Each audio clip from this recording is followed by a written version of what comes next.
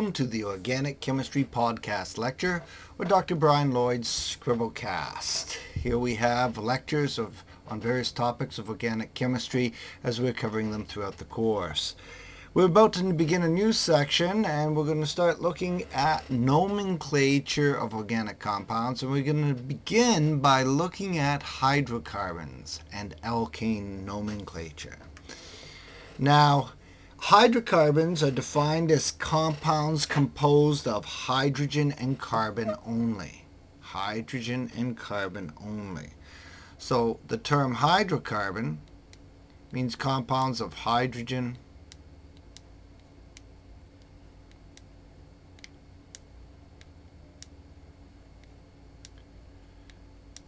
and carbon only. And the only is emphasized.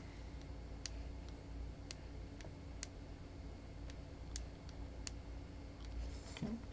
Hydrogen, carbon only. If we start by examining subcategories that hydrocarbons can be broken down into. And we'll do the best we can here. So if we start with hydrocarbons, we can subdivide hydrocarbons into three categories.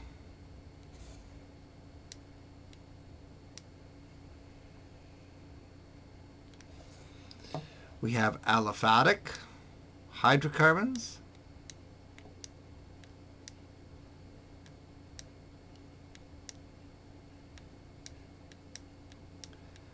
aliphatic are continuous or branch chain. So I'll put, let's just put chain.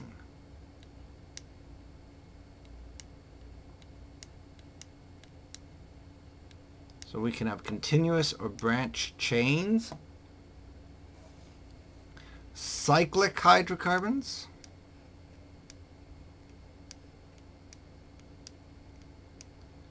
Which consist of carbon atoms in rings. We'll put rings.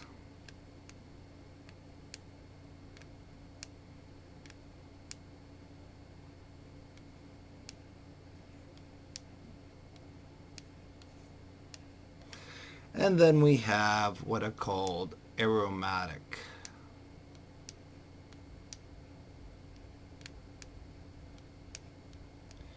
Aromatic hydrocarbons are carbons like benzene, or benzene-like compounds. So I'll put benzene here.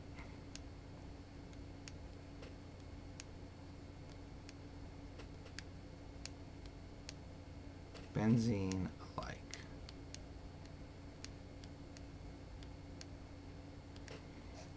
Okay.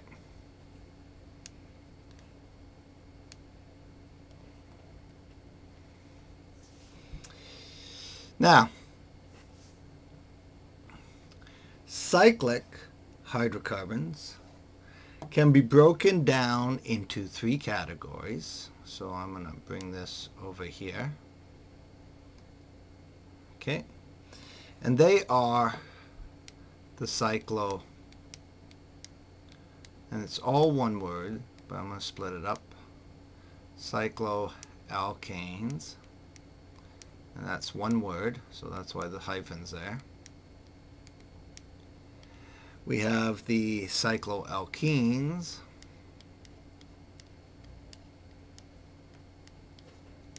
Cycloalkenes. And the cycloalkynes.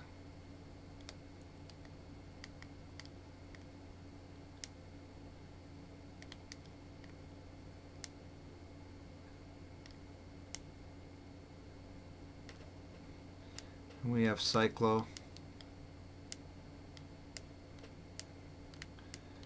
We have the alkynes.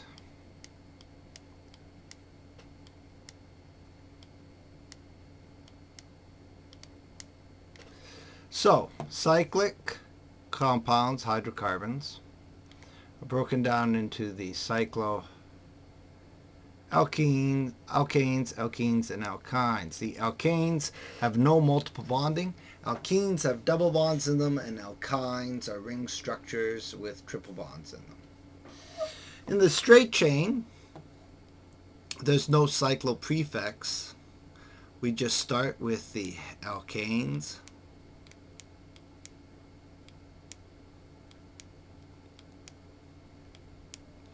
the alkenes,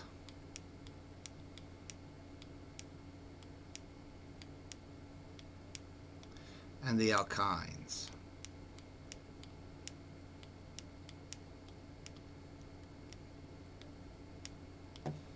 Okay.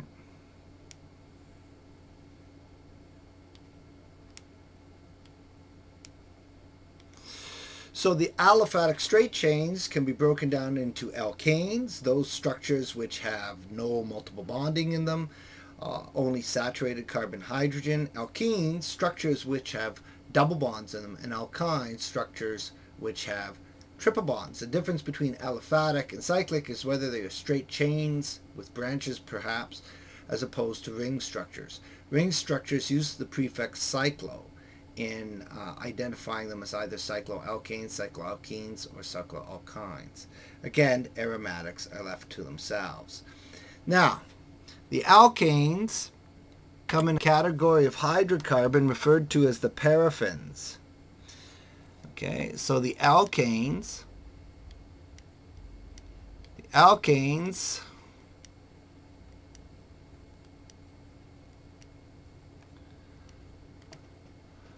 sometimes called the paraffins, such as paraffin wax.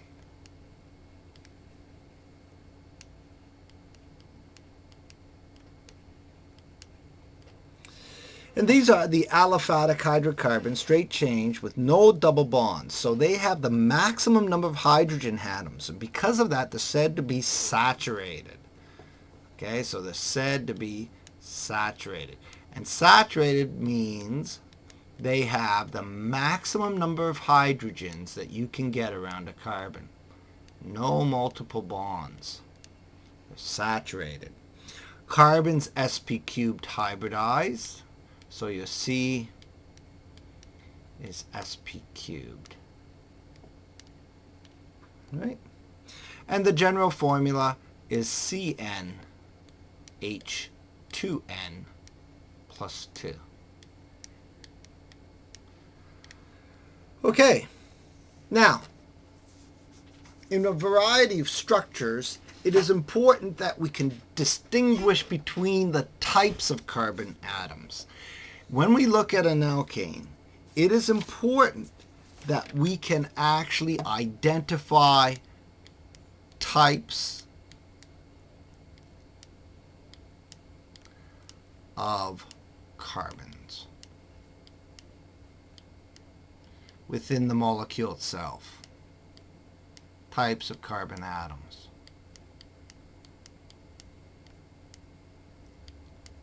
What's that mean? Well, it turns out we can define primary,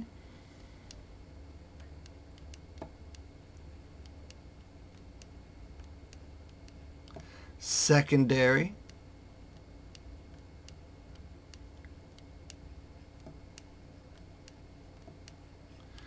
tertiary,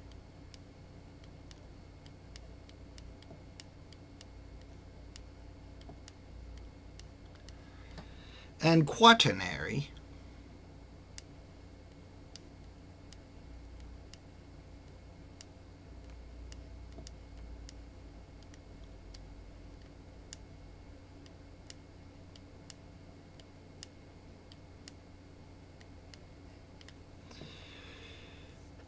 carbons. We can determine primary, secondary, tertiary, and quaternary carbon atoms from the number of carbons attached to them. Primary is symbolized by the symbol 1 degree, secondary symbolized by the symbol 2 degree, and tertiary symbolized by the symbol 3 degree, and quaternary by 4 degree. So if my carbon that I'm analyzing and I want to find out what type it is if it's attached to one other carbon,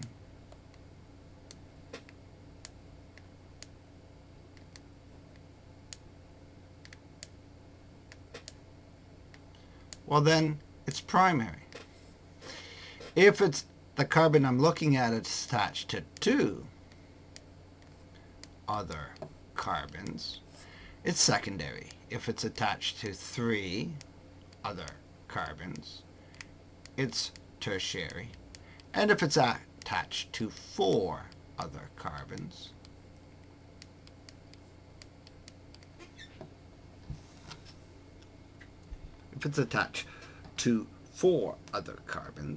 then it is referred to as a quaternary carbon atom. So let's take a look at some examples and see if we can classify the carbons in the molecule, and then we will move on to the next section. So let's draw an organic molecule here that I actually presented in a last week's laboratory. I mentioned it in laboratory.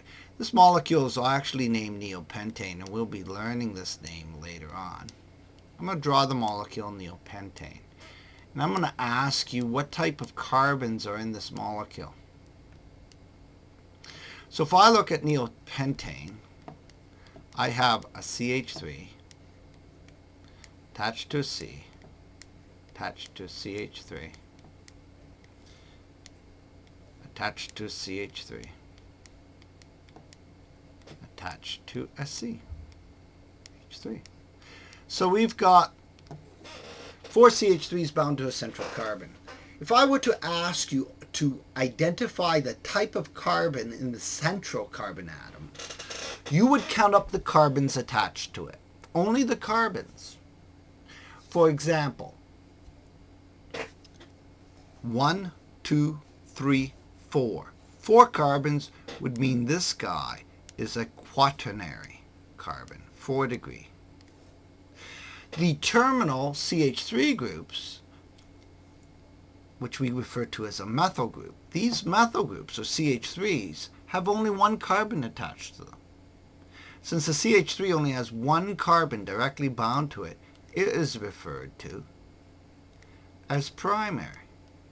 Now I'm going to modify this structure a bit just to show you count only carbons. What do you get if you apply this methodology to something with a bromine off of it, like this? What type of carbon is the carbon bearing the bromine?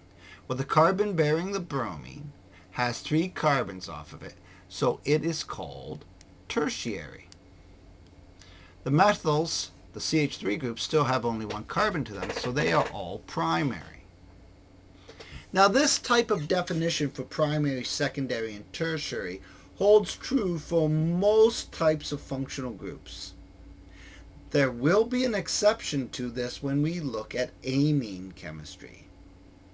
All right? But generally speaking, we apply this classification to a carbon atom, and then we can define the functional group and tell you what type of functional group we have. For example, the one with the bromine. Bromines are examples of halides. You can use a bromine, chlorine, iodine. We're going to look at that. This is referred to as a tertiary bromide because the bromine, or tertiary alkyl bromide, because the bromine is attached to a carbon who has 3 carbons. Now you might, let's write bromide, running out of room, so here. Now you might wonder, why didn't we look at the bromine? Well, we didn't look at the bromine because the bromine's monovalent. You can't have bromines with more carbons. And in fact, many substituents are that way. But the difference arises when you look at amines and you put a nitrogen here. So since we're dealing with alkanes only at this point, we're going to leave this classification technique. And we'll revisit it later when we come to amine chemistry and the designation of primary, secondary, and tertiary. Now you'll notice that we're not naming the compound yet. We're only classifying the atoms. Classification is akin to assigning a person a classification such as an Albertan or a Canadian. It is not their name, but rather a national classification or a way of identifying an aspect of the molecule. All right, let's move on now with a definition. Isomers.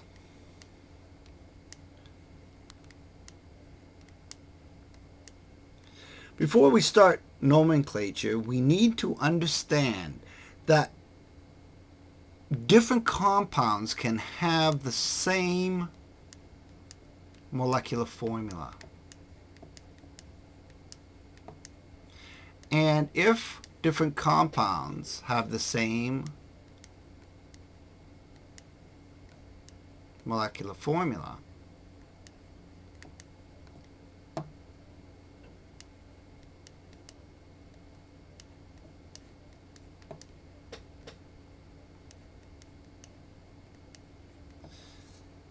then they're called isomers.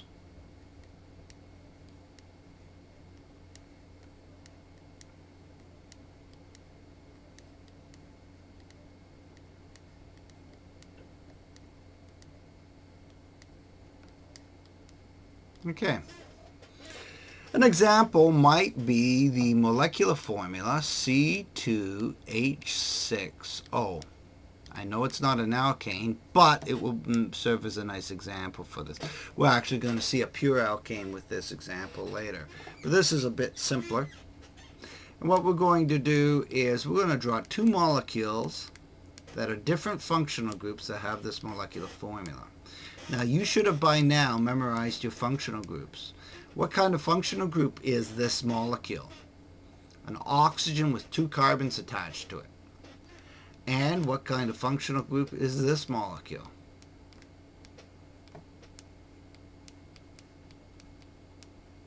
An alkyl group, a carbon group with an OH off of it.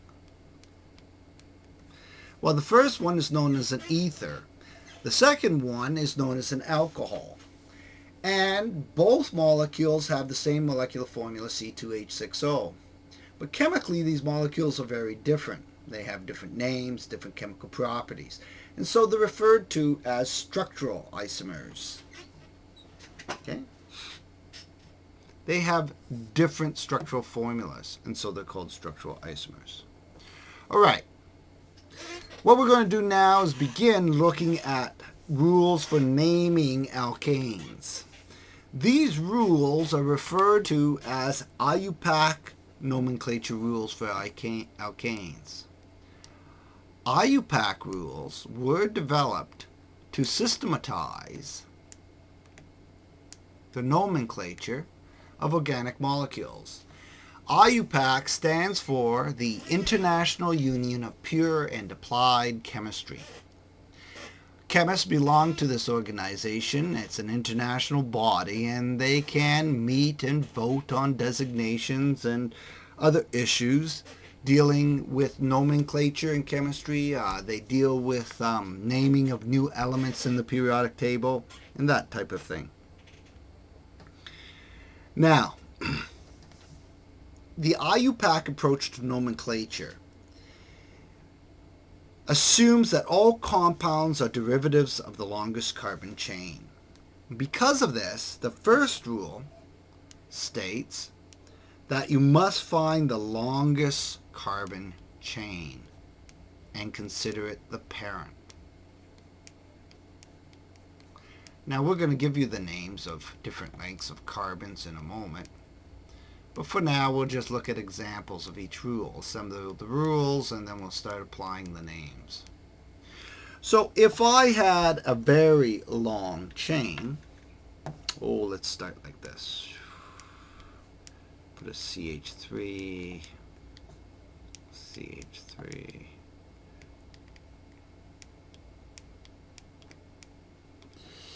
And and say I had 1, 2, 3, 4.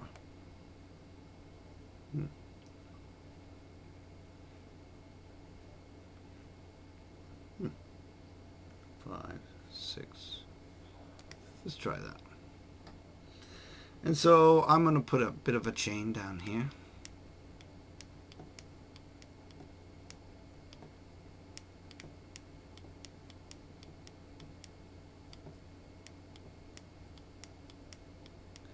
And I'm going to put a couple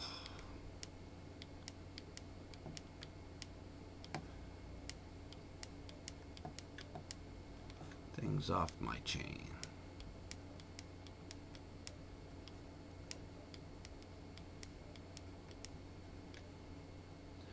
Oh, and why not?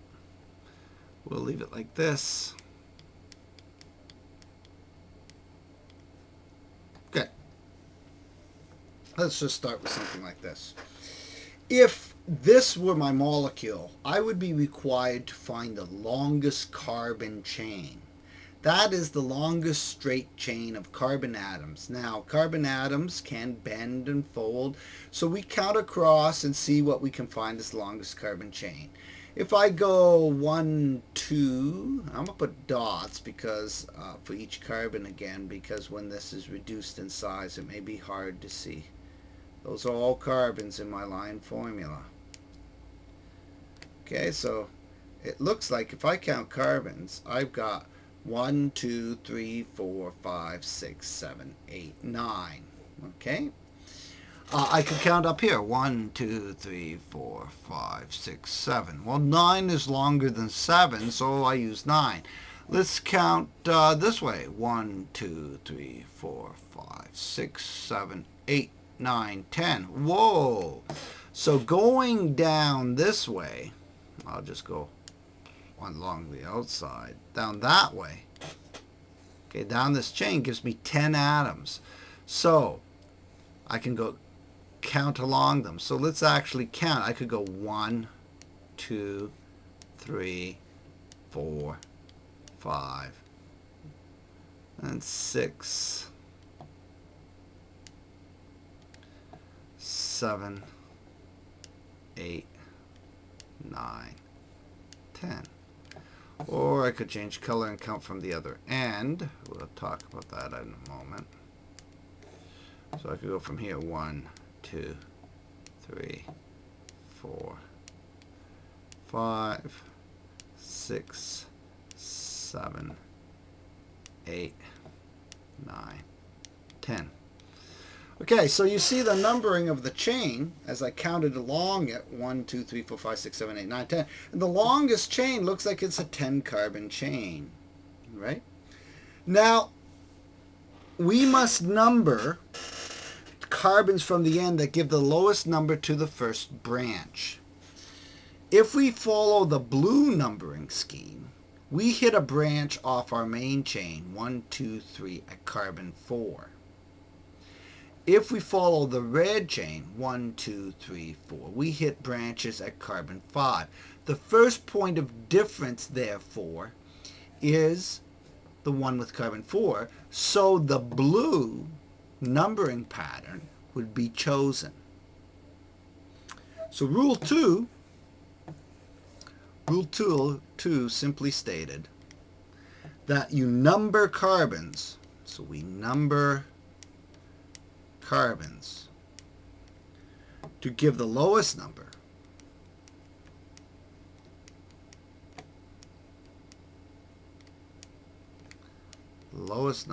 to the first branch.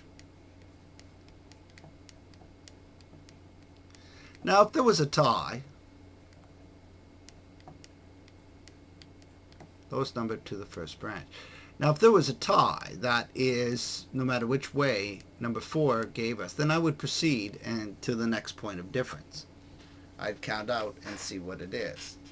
If there was something at 4 in the red, then since the blue doesn't hit another branch till 6, but going along the red, you hit the branches at 5, red would have won out. So you number along the carbons from the end that gives you the lowest number to the branch. Okay, so we find the longest carbon chain, and that's going to be a root name. And I'm going to just give you the name for the root chain now, and say it is a decane. Now we'll be learning these names later, but I just want to show you. So this is my root. Then we number the chain to find the point of attachment of all the substituents, and we're going to use the blue numbering pattern. Right? This ones I circle: 1, 2, 3, 4, 5, 6, 7, 8, 9, 10. So that's the numbering pattern we're using.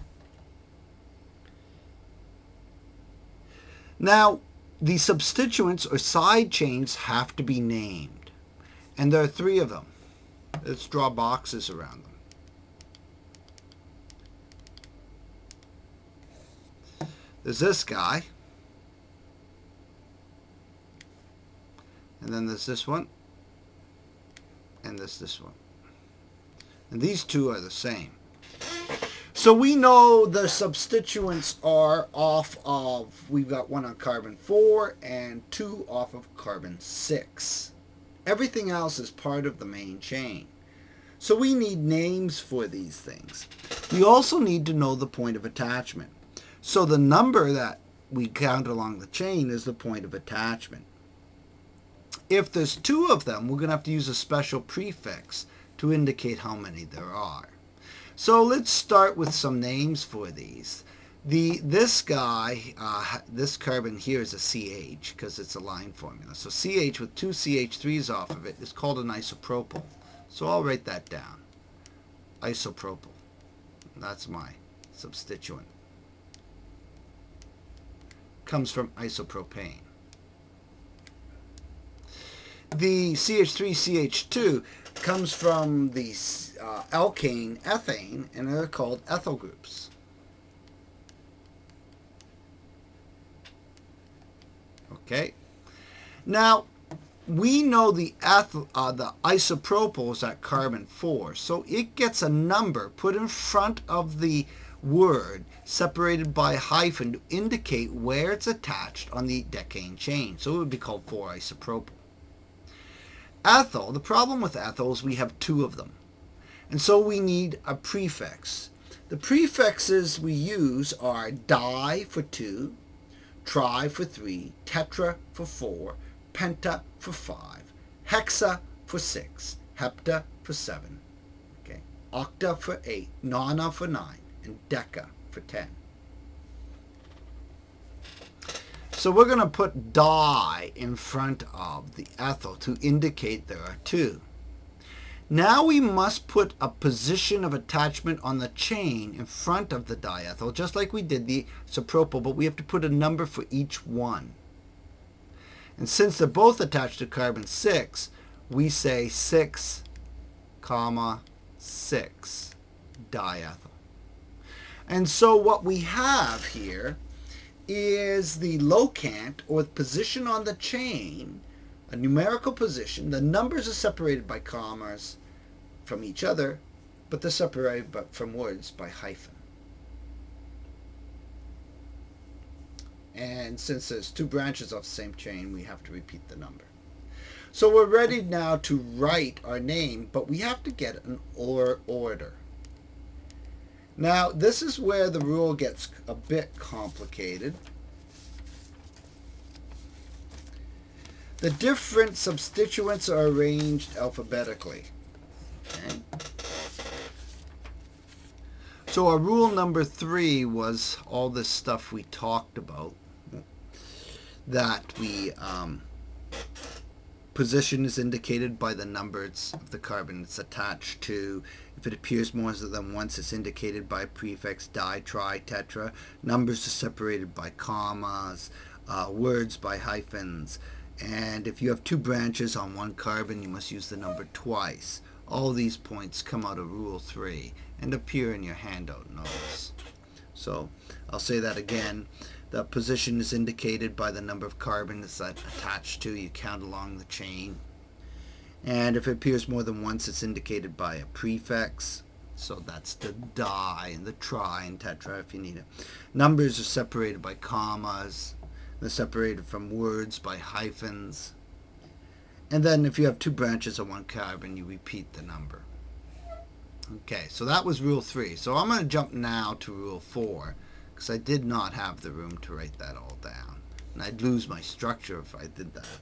Rule 4 states that different alkyl substituents are arranged alphabetically. Okay, so they're arranged alphabetically. But there are some modifications to that definition.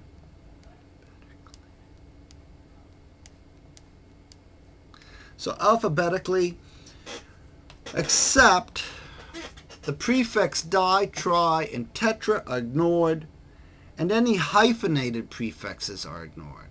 So they're arranged alphabetically, but prefixes that are hyphenated or di, tri, tetras are ignored. So that means we're going to rank this guy by the I and the E. Now, the only time I'd use the di, tri is if for some reasons I had two separate ethyl containing words. Then you have to use the prefixes that are ignored to rank between the two different types of ethyl. But when they're different, like isopropyl and ethyl, you totally ignore the di, tri, tetra, and if there was a hyphenated prefix, and we'll be seeing some, they're ignored as well. So in the alphabet, E comes first. If I was to write this name out, I would go 6, 6, diethyl.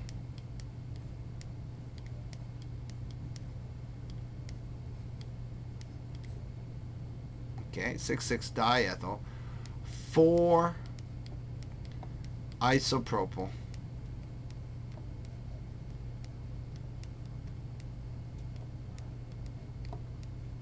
Decane.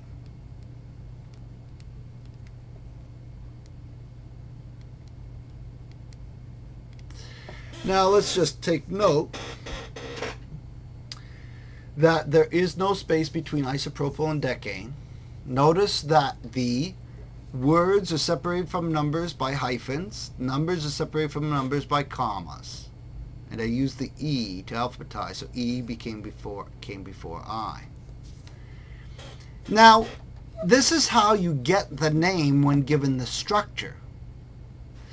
But you can generate the structure, and I'm going to rub out the bottom to do this, when given a name. So I'm going to draw a structure for that molecule from the name that doesn't look like the one you were given, one I've numbered all over and made a nice mess. Now let's make it clear that although there's this kink, this bend in this molecule, this bend follow this blue arrow, even though that's a bend, it didn't have to be drawn that way. Just like you can bend your elbow in your arm and your arm is still an arm. Or you can hold your arm out straight and still be an arm. We can flex this molecule in different positions and it is still 6,6-diethyl 4-isopropyl decane. Now, if you were given the name and you wanted to draw this structure, you should attempt to draw it by looking at the root first, the decane.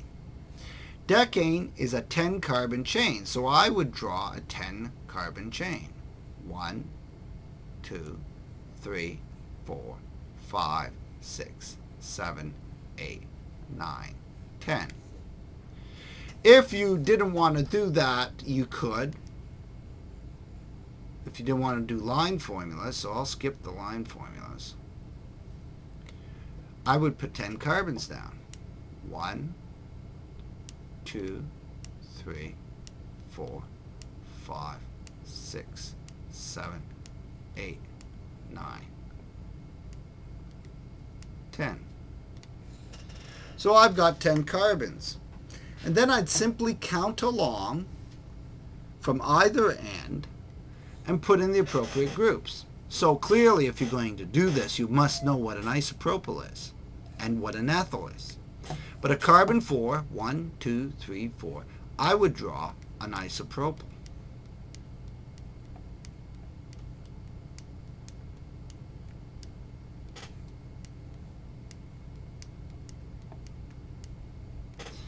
A carbon 6, 5, 6, I would draw 2 ethyls. There's the 1.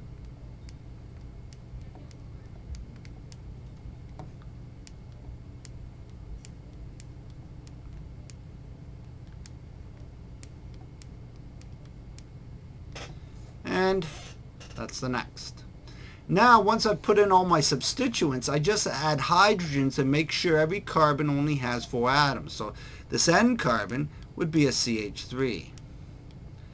It would be attached to a CH2, who's attached to a CH2. This carbon would have 3 C's, so he's only a CH. This one's a CH2.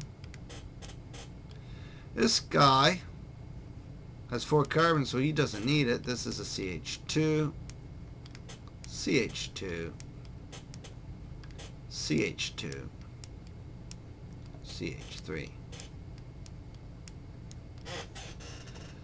And there you see an example of how you can draw an organic molecule from the name.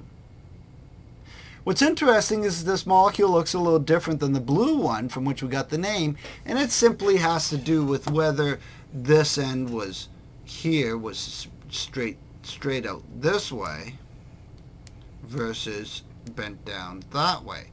And since carbon-carbon bonds can rotate, there's a certain amount of flex in this chain. So you can draw a chain that's zigzagged or draw it straight. Makes no difference. Long as the total number of carbons and hydrogens and all other groups are identical, it is the same molecule. All right. So there you have rule number 4. Now what we want to do is look at some special case scenarios that can crop up in IUPAC nomenclature. Take the name isopropyl that you see here. This is a special name. It's derived from the common name. And common names can be used in substituents. And there's going to be some special cases when we can't use those common names because there are no common names. If there was no common name isopropyl, how would you name a side chain? Well, what we're going to do is look at an example now. And this is rule number 5. Look at an example where there's a side chain that is so complicated there's no simple common name for it. Now, typically in this course, if you're going to name the side chain, I prefer to test you on that you know your common name. So use the common name if it's available. But if there is no common side chain name,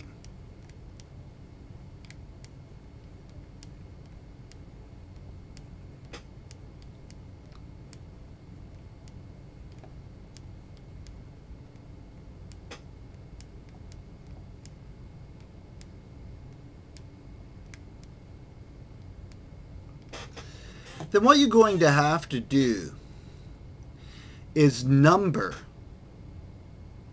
the longest chain of the side chain. So A, number the longest chain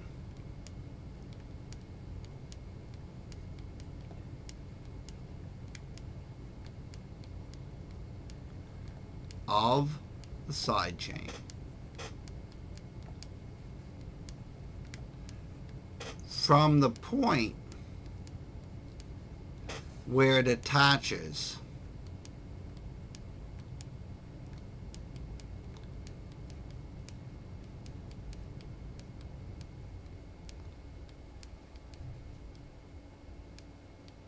to a main chain. So, and we'll look at this.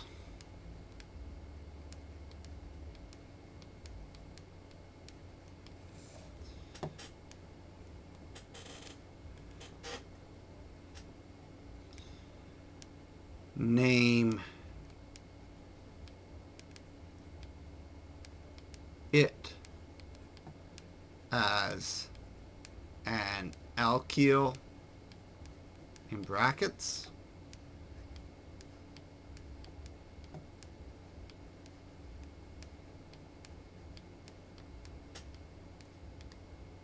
guess that should be okay there.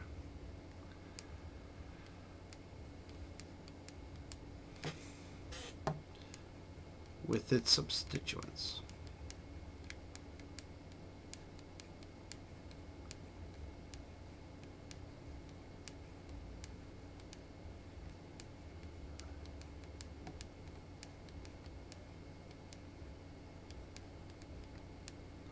Okay, how do we do this?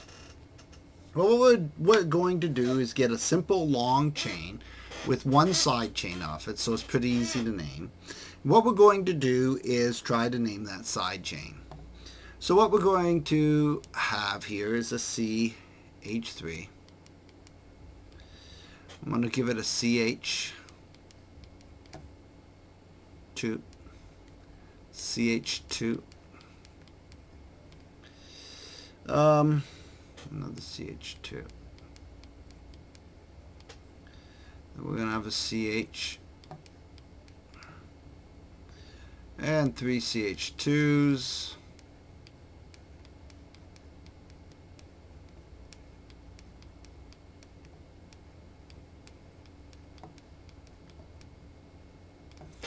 But off of this guy, we have a C, a C, and a CH3. And here there's a CH3, CH3, and it has over here an H and an H.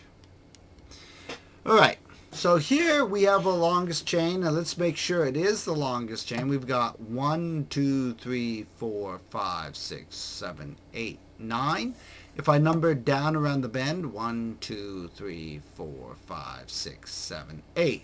So the longest carbon chain is the one at top. The side chain then is located at 1, 2, 3, 4, 5. I count from the other end, 1, 2, 3, 4, 5. It doesn't matter which end you start from, it's at carbon 5. So I've got this long 9-carbon chain. A 9-carbon chain is called a nonane. And I have a substituent at carbon 5. And if there was a common name for the substituent, like isotoxy or something like that, I would say 5-isotoxynonane. But here's the problem. There is no simple trivial name for this substituent as a whole group. I can't name it as one unit. Because there's no common name, the rule 5a states I number the longest chain of the side chain from where it attaches to the main chain. Okay? I should add that. From where it attaches to the main chain. So if I do that, I don't count on the chain. I count on the substituent. So you notice I'm breaking it here, if you like, and I start counting 1, 2, and it doesn't matter which methyl you go to, 3. So 1, 2, 3. Now a 3-carbon chain is a propane if it was the root alkane. But when you name it as a substituent, it's called an alkyl. Alkane, we drop the ane ending and add YL, and we're going to look at that. So a propane becomes a propyl. Now this propyl has off carbon 1 a methyl and carbon 2 a methyl. We've already, part of the chain, the propyl chain, the 3-carbon chain, we've already counted, included in the name, propane, is the carbon CH3 at 3. So there's just 2 side chains.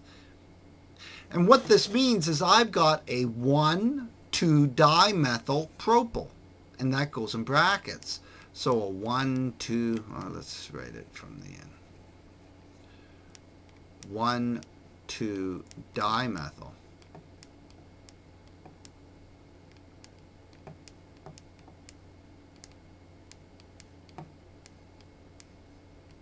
Propyl.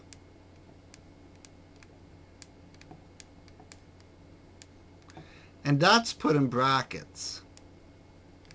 1,2-dimethylpropyl. But where is it attached to on the main chain?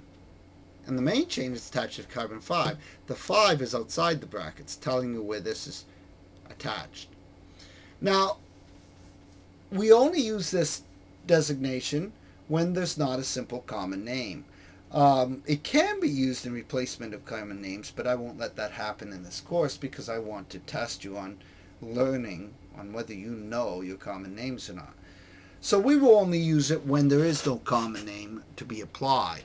How would we assemble this? We'd write 5 bracket 1, 2, oops, forgot my hyphen, dimethyl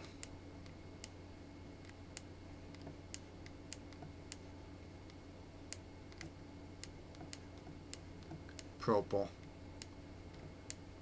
and then the other bracket, no spaces, right after the bracket comes non-A.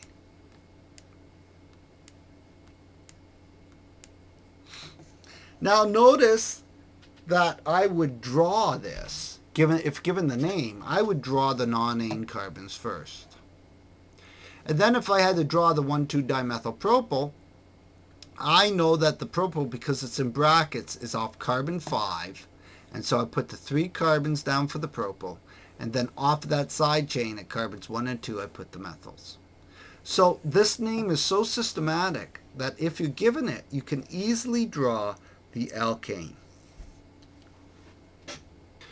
Okay, one of the things we should deal with is what happens if we have 2 longest chains of equal length.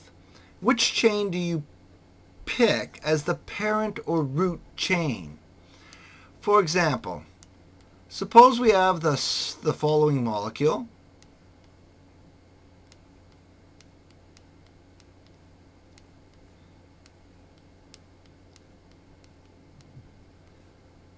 And I'll make it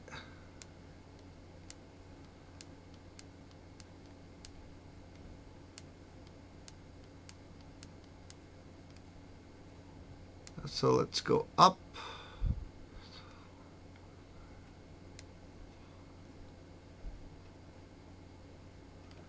Go that far. And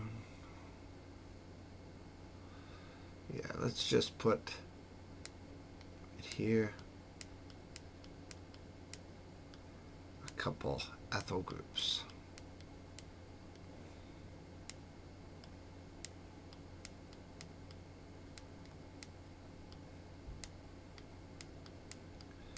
Right. This is a molecule similar to one we have drawn previously. What do we do if we find we have chains of equal length? Let's try counting a carbon chain. Let's go straight across and see what we have. We have 1 carbon, 2, 3, 4, 5, 6, 7, 8, 9. We're looking for the longest chain. Now I'm going to follow the bend. 1, 2, 3, 4, 5, 6, 7, 8, 9. No matter how I count it out, I have 2 different chains, 2 different carbon chains of equal length, 9 carbons, so non-ane is definitely the root. 9 carbon alkane is called a non-ane. Now, we have 2 chains, one straight across and one that follows a bend, as symbolized by this arrow. How do you know which chain to pick? Well, according to IUPAC nomenclature rules, you pick the chain that has the most substituents. What do you mean? Well, let's try numbering the chain around the bend. If I go 1, 2, 3, 4, 5, 6, 7, 8, 9. If that's my chain, I can count the number of substituents I have off this chain. I have the large isopropyl, and I'll indicate that with an asterisk. I have an ethyl here, and I have another ethyl below. If I count the asterisks, I see I have 3 substituents, and I'll just use sub to represent that. 3 substituents. Now let's erase that, and let's remove the 8 and 9 and continue along the straight chain instead. What if we numbered our chain that way? Again, it's 9. It's a nonane. So those two are tied for longest carbon chain.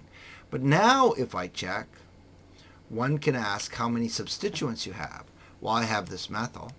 I'll asterisk it. I have an ethyl here. I have another ethyl. And I have an ethyl pointing up. So if I symbolize the straight chain with a straight arrow,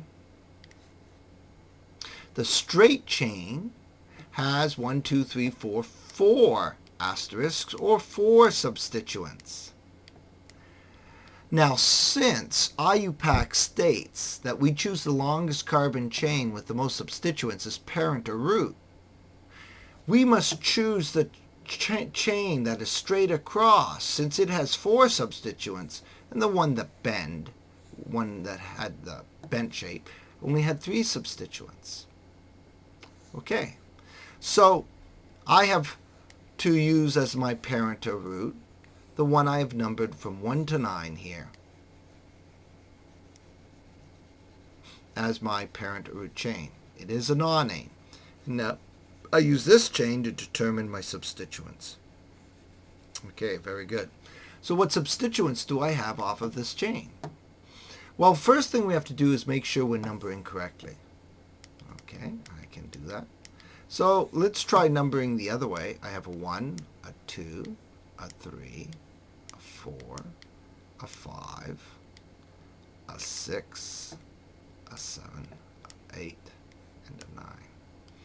You remember, to determine which numbering scheme you choose, you pick the numbering scheme that gives you the lowest number for the first substituent. If I take the blue path, 1, 2, 3, 4, 5, I hit an ethyl at carbon 5. If I take the red path, 1, 2, I hit a methyl at carbon 2. The red path is the correct one. So I can run about the blue numbers. So the correct numbering scheme is the red numbering scheme, and I can use this now to name my substituents. So I see I have a 2, oops, let's go back to blue. I have a 2-methyl.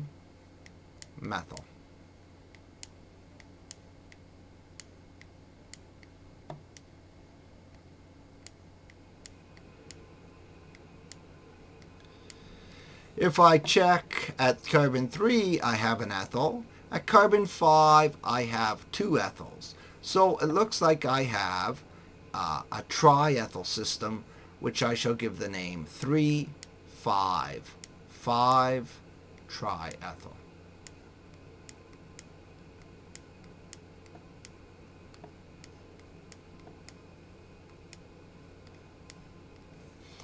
Okay, 3,5,5 triethyl. Now all I have to do is, I've named all my substituents, I have to assemble the substituent names in proper order. For alphabetizing, we do not use the T of the tri prefix, but rather we use the E and the M. So it looks like the triethyl will come first. So the proper name for this molecule is 3,5,5 triethyl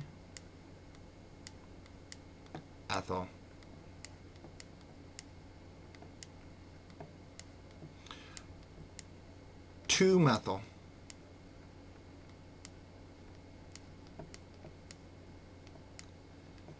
nonane. No spaces. Right. So remember, if you have 2 chains of equal length, you must choose the longest carbon chain with the most substituents. The most substituents rules only apply if you have chains tied in the size or length. Rule number 6 indicates that cyclic alkanes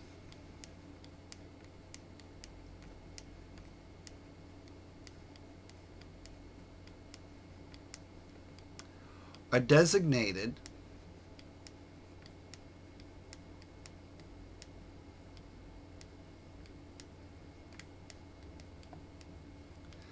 by the prefix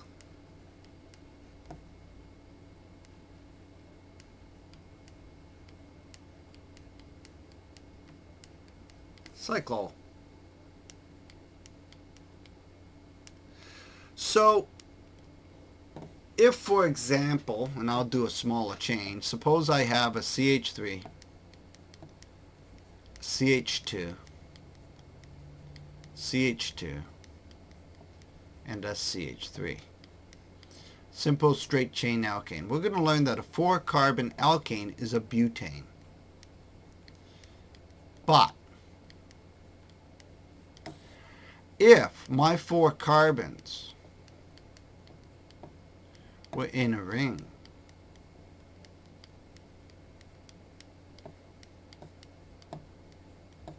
with their H's,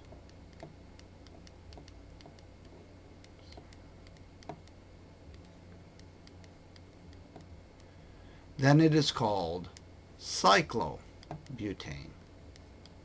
And this prefix is not hyphenated, so you'd use the C in alphabetizing. So there you have an example of a modification made for a cyclic alkane.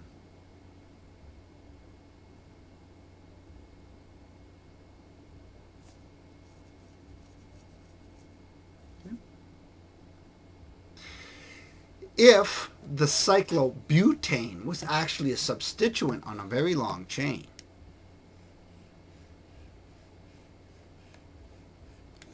you had a cyclic substituent here, then you name it based on the cyclobutane word, but as usual we drop the ane and we add YL, and it would become a cyclic butyl. So that's a cyclobutyl, this is cyclobutane. Okay. Let's look at our designations for nomenclature for long chains and where the substituents come from. So let's see if we can start with a chart and start with the simplest case, and that is CH4. CH4 is referred to as methane. And this is just a name you have to know. But if the CH4 was a side chain unit off of a long chain, we'd have to pull one H off. And if we were to have a side chain, it would be attached to a chain as a CH3. If there's a long CH3, a long chain which has a CH3, we drop the ane ending and the substituent is called methyl. Well, you can guess how it's going to work next. If we have 2 carbons, CH3, CH3, we have an ethane.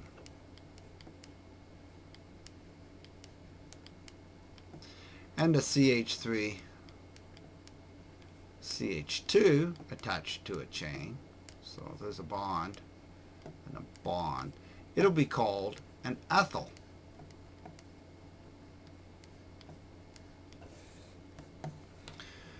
Okay, and we'll get longer and longer chains. Eventually I'm going to have to take a shortcut someplace.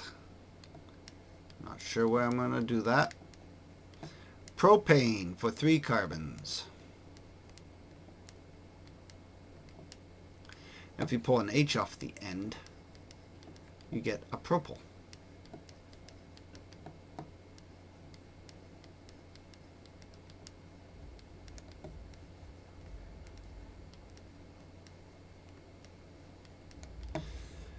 And if we have a straight chain of 4 carbons, so let's put a bracket around the CH2.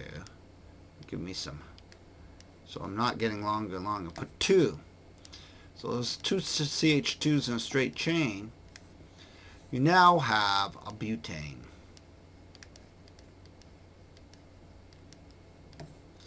And if you pull H off the end and you attached it,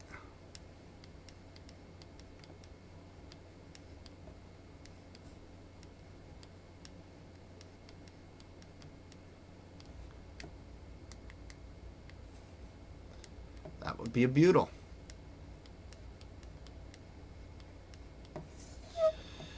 Okay, so we're continuing. CH3 with a CH2. This time there's 3 CH2s. CH3 on the ends. 5 carbon chain. It's a pentane.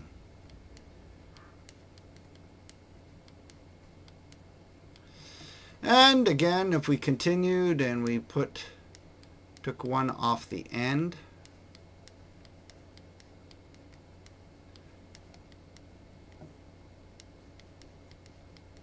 this was bonded to a long chain, this would be called a pentyl group.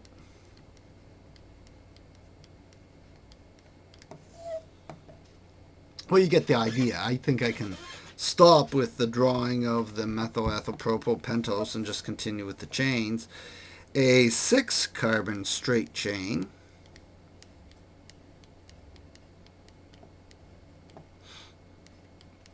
four CH2s, is called a hexane.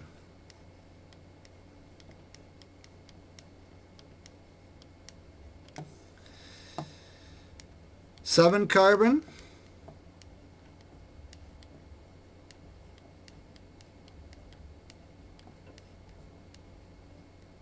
seven carbons, is called a heptane.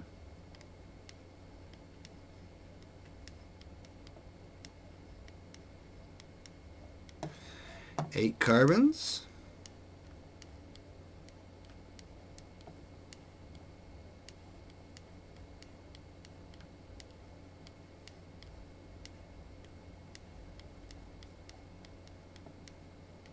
it's called octane.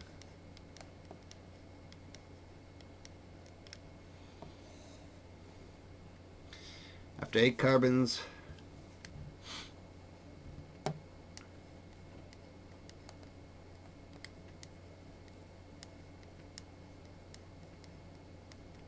nine carbons, it's nonane.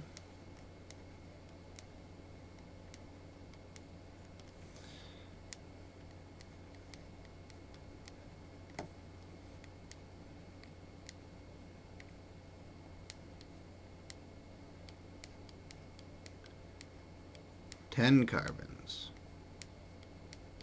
We did 10 carbons earlier in the first question, and that's a decane. And we're going to do 2 more. We're going to extend this to CH3, CH2 in brackets 9 times. 11 carbons in a straight chain. That would be called undecane.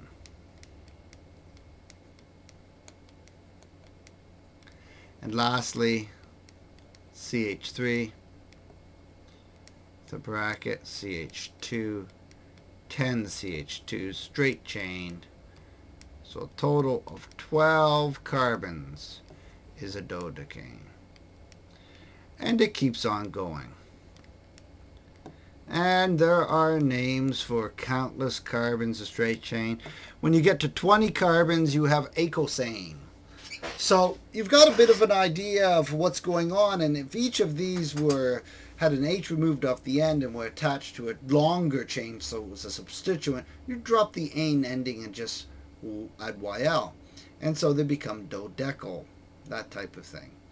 The other interesting point is each of these, after ethane, can't work for ethane. To make a ring, you need at least 3 carbons. But if you have a 3-carbon ring, a propane becomes a cyclopropane. If you have a 4-carbon ring, a single ring of 4 carbons, it's a cyclobutane. 5-carbon ring, cyclopentane. Cyclohexane for a 6-carbon ring. Cycloheptane for a 7-carbon ring. Cyclooctane for an 8-carbon ring. An octane would be a shape like an octagon in a stop sign. I mean, let's draw it. Just to randomly pick one, I'm going to draw a polygon formula of a cyclooctane. if I can.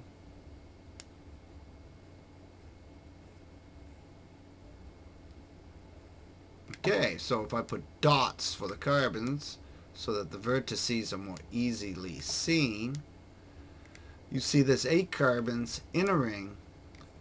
Because it's a polygon formula, the hydrogens are assumed to be there. So there are my 8 carbons. It is a cyclooctane.